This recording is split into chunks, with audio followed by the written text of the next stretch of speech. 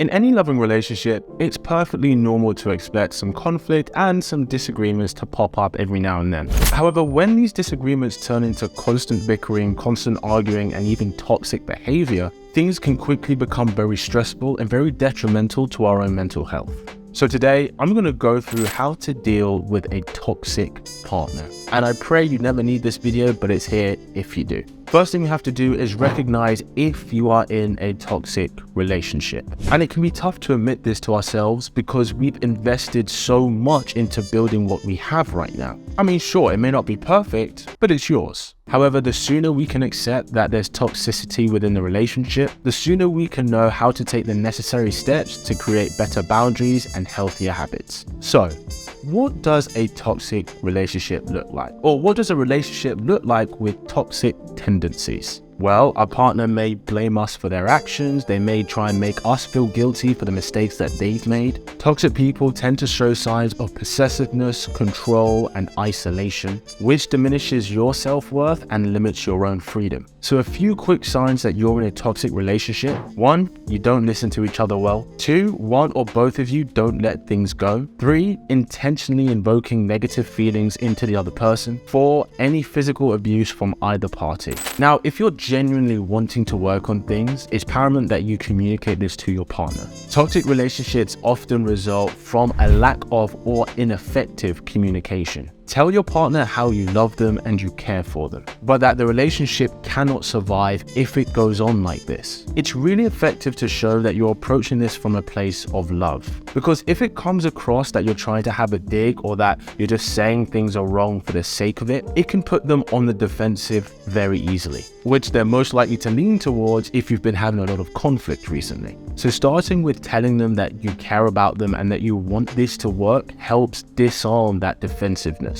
Now, whether it's anger, sadness, disappointment, let your partner know how the dynamic of your relationship is making you feel. It's crucial to communicate this very calmly and very clearly without placing blame on the other party. Be an example by expressing to them on how things are making you feel, but then express that you want to handle things better. Now, this isn't you taking responsibility for everything that's gone wrong. What you're doing is you're showing by example the willingness to be open and vulnerable so that you can both move forward together. Now, if they're serious about you and serious about trying to make things better with you, then doing it this way, they will reciprocate that approach as well. They'll say how they feel, tell you that they do care about you, and express where they could do better. Just getting to this point is already an amazing step for your relationship. And so the next step from here is telling them exactly what they do that makes you feel a type of way. But how you say this will very much determine how they take it. So instead of saying, "You always yell at me," and I say that's completely unacceptable,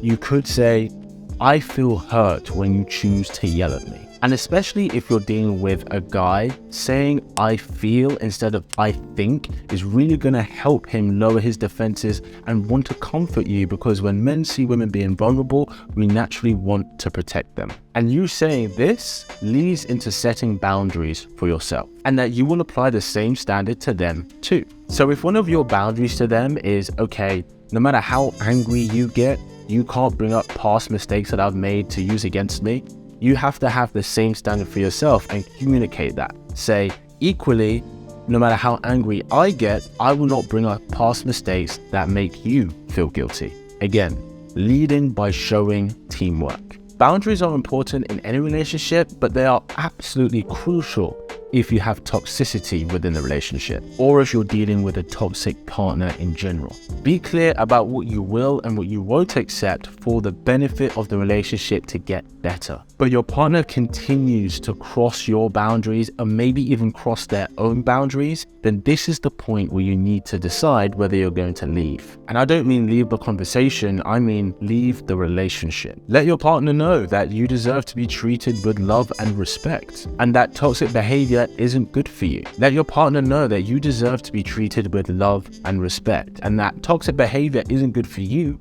but it's also not good for them. Now I'm going to go through how to handle things if you're not looking to work things out. If you have decided, okay, it's best for me to leave the relationship. but maybe you don't know how to end things and you don't know how to get out of your situation. So at this point, it's paramount that you take steps to distance yourself from your partner's influence. This involves prioritizing your safety over their demands. You might decide to limit your communication with them or cut the relationship altogether if you're feeling threatened and unsupported, which comes on to the next crucial step at this point is to seek support. Whether that's from friends, from family, surrounding yourself with people who will help you get through this difficult transition. People who have your best interest at heart, and share your experiences with them. I don't like to say this, but the experiences you do share with them, text it to them so it's in writing. Because though it's not really nice to think about, you never know when you might need some evidence of that situation. And while you're doing all of this, stay focused on your self-care. When we're in a toxic relationship, it's really easy to focus on our partner and what they want and what their needs are. However, now is the time to prioritize you and what you need. Make time for activities that bring you joy and relaxation. Exercise, meditation, spending time with loved ones. Find other ways of filling your cup outside of the relationship. Now, if it is at a point where your partner isn't willing to change or to seek help, that is 100% confirmation that it's time for you to end things. You must put your own well-being and safety above everything else. And remember, it's not your responsibility to fix your partner. Now, when leaving a toxic relationship, I would always recommend having a plan in place for how you're going to do it, especially since the likelihood is they will show some resistance to you trying to end things. So a few things to have in place is A, make sure you have a safe place to go. B, you can be financially secure if you need to leave. And C, have someone outside your house or apartment when you decide to end things. Always good to be prepared for the worst if need be. Just be mindful to have a few things in place so it gives you an option or two. I hope this has all helped in one way or another, and if it has, feel free to drop me a like button. This really helps me out in the algorithm. If you're looking for a guy who sparks up your love life, make sure you subscribe to this wonderful tribe. And as always, keep it slick. Pow.